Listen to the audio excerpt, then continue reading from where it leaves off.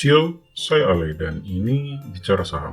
Harga batubara terus melonjak tanpa ampun pada perdagangan hari Jumat siang tanggal 25 Februari 2022 berdasarkan data pasar di ICU Newcastle. Harga batubara untuk kontrak pada bulan Maret tahun 2022 naik 14,27% di harga 271 US dollar per ton dari harga sebelumnya yang mana adalah 237 US dollar per tonnya. Peningkatan tersebut menambah kenaikan di 5 hari terakhir menjadi 33,04%.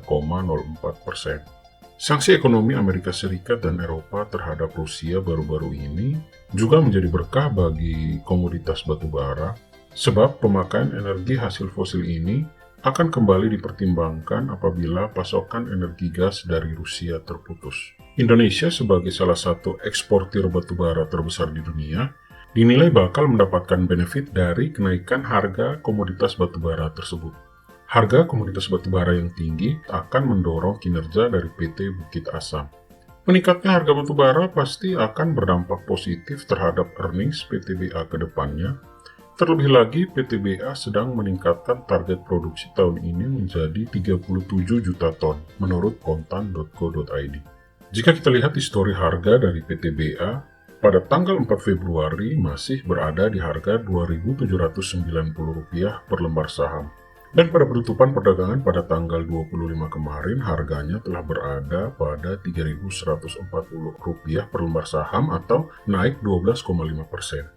Jika teknikal dan sentimennya menjanjikan, bagaimana dengan kondisi fundamental dari PTBA?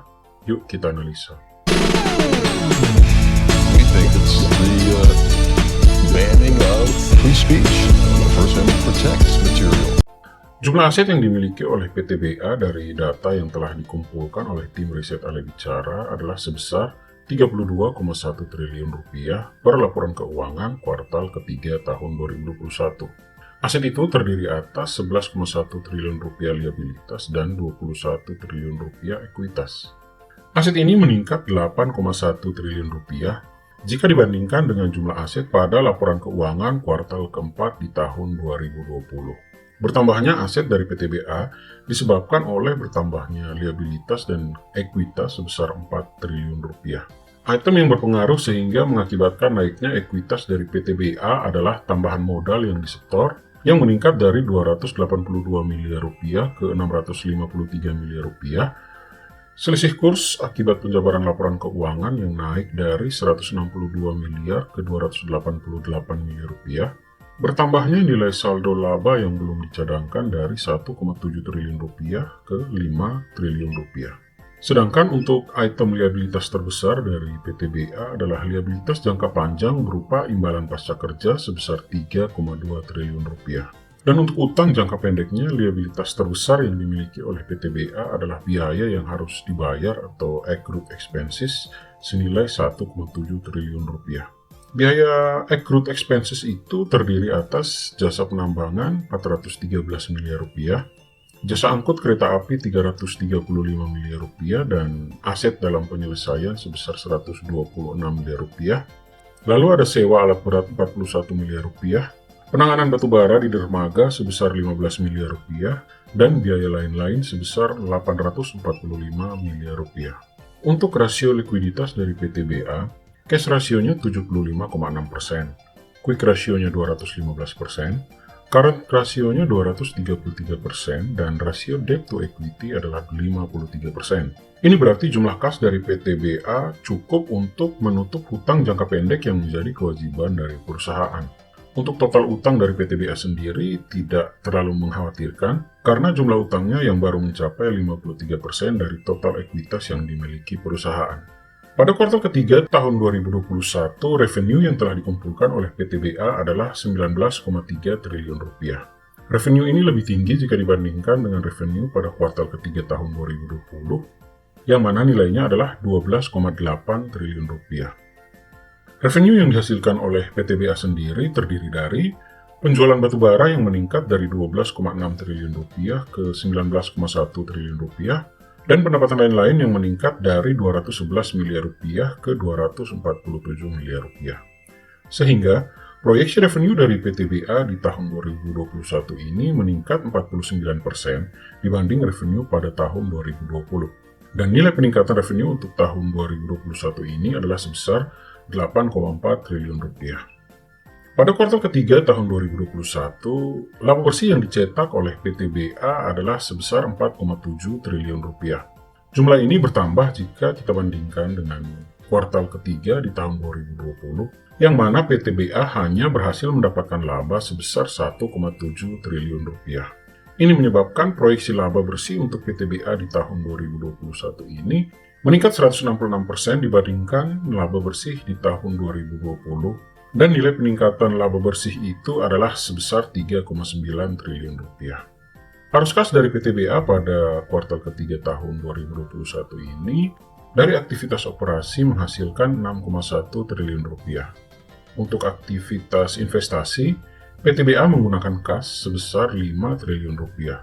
Dan untuk aktivitas pendanaan, PTBA mengeluarkan dana sebesar 600 miliar rupiah, sehingga mengakibatkan peningkatan kas sebesar 477 miliar rupiah. Untuk value dari PTBA pada akhir kuartal ketiga tahun 2021, ekuitasnya adalah 21 triliun rupiah. Harga sahamnya Rp2.760 per lembar saham.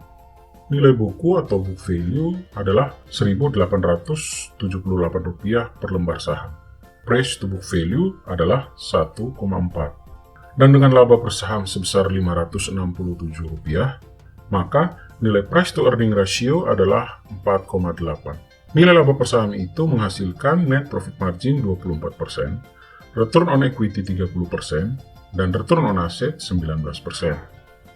Untuk dividen, pada tahun 2021, PTBA membagikan dividen sebesar 835 miliar rupiah.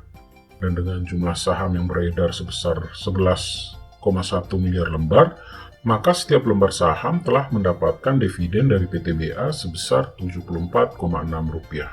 Kesimpulan. Pertama, aset perusahaan pada tahun 2021 ini meningkat 8,1 triliun rupiah. Kedua, proyeksi revenue untuk tahun 2021 meningkat 49% atau bernilai 8,4 triliun rupiah.